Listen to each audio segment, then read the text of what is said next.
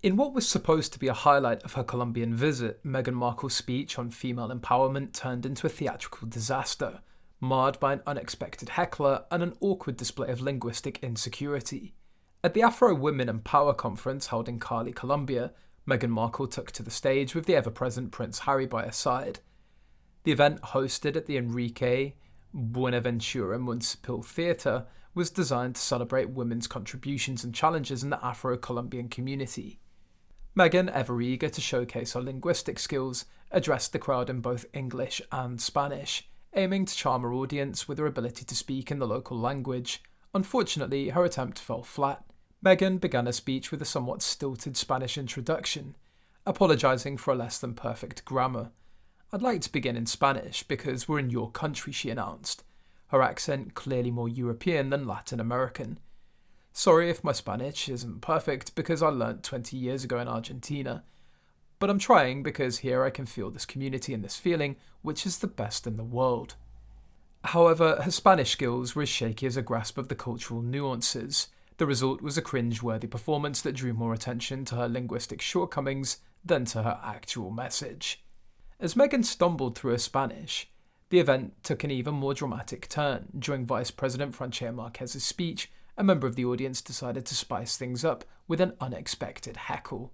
The heckler, who clearly had different priorities than listening to the panel discussion, shouted a question about trans rights, directly interrupting the Vice President's address. Marquez, with admirable composure, responded that her focus was on women in general, but assured that their programme included support for trans women as well. The heckler was allowed to stay for the rest of the event, though the moment in the spotlight seemed to overshadow the intended discourse. Back to Meghan.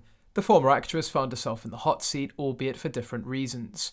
Her speech, which included praise for Harry and their daughter's newfound voice, was overshadowed by her awkward handling of Spanish.